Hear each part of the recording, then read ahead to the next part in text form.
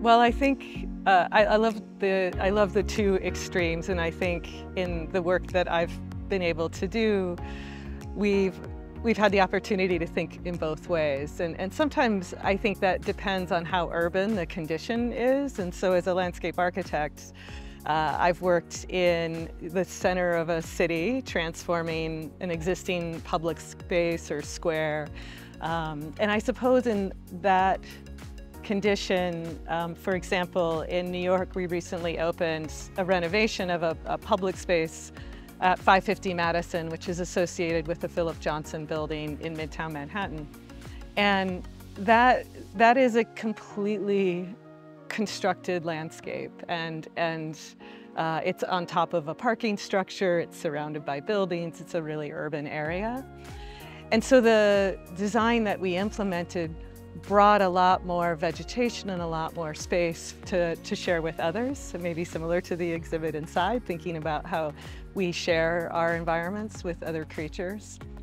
And I think where we were able to really think about the living landscape in that regard is about the plants and the seasonality and the textures and colors and the changes that happen over time in the plants themselves. But I think another example that would be a very, very different context is I'm working right now in the US in North Dakota in the Badlands. And the Badlands is this incredible rural landscape, grassland landscape. And really what we're trying to do there is, it's not so much what we're adding, we're really minimally adding something that invites people into that landscape. So in that case, the primary design feature is a boardwalk, and so it's access into a landscape where the land around us is what we're really celebrating. So the seasonality of that land, the subtlety of the ground and the topography, the ephemerality of light and wind like we're seeing today.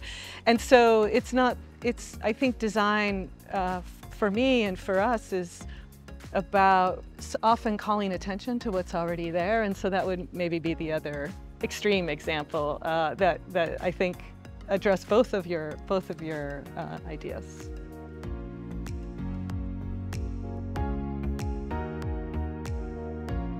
Well, on one hand, I think it's very much affecting the way that we think and the way that we design and the work that I'm doing, because it's very unpredictable. As much as we can recognize that it's changing, we can't necessarily understand exactly how it's changing.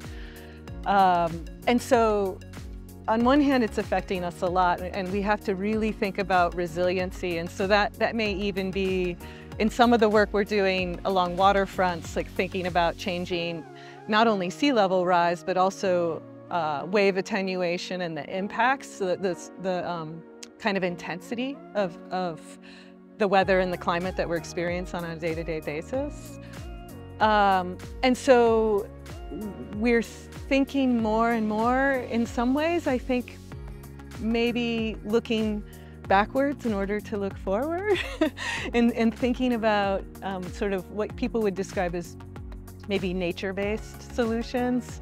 How can we accept, and instead of fighting against, maybe waves along a waterfront or even fire in a grassland, how can we design so that those activities are accommodated and that we're not fighting so hard against them? And so in some ways adapting by accepting that change. I think on some level, as a landscape architect, we've sort of always thought about this. So it's in the way in which we design and the way we work and the way that we think about materiality and ephemerality. But it's happening so fast, so I think we're really having to be much more conscious. And I suppose the other part of it is a lot of the work we're doing is so much about engaging with different community members and talking with people in the communities.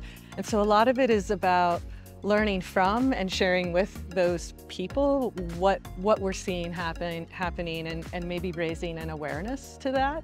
And so the design work we're doing is maybe not only about what we're creating within the landscape, but how we're helping people to understand it and how we're understanding from them what they're seeing.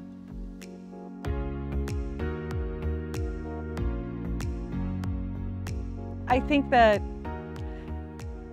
different designers, architects, landscape architects, people that maybe work with interiors or even products or branding, we all share a language. We all think about design and there's a lot of commonality.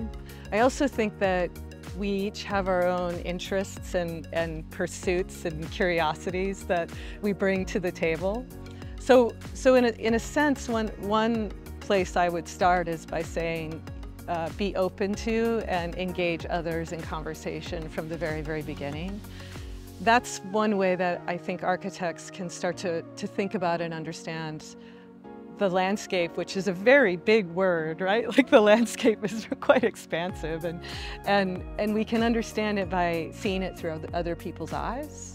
But also, to your point, I think context is so much at the root of how I think about design and how our practice thinks about design. And that's the physical environment, what you find near you. But I believe that's also about understanding the histories that the land holds and that a place holds. And there are many, many histories, environmental histories, social and cultural histories. And so really spending time in a place and with people that know a place to learn about and really try to understand a place is so much more than the immediate surroundings. And so those, as I said, those curiosities I think really make a difference.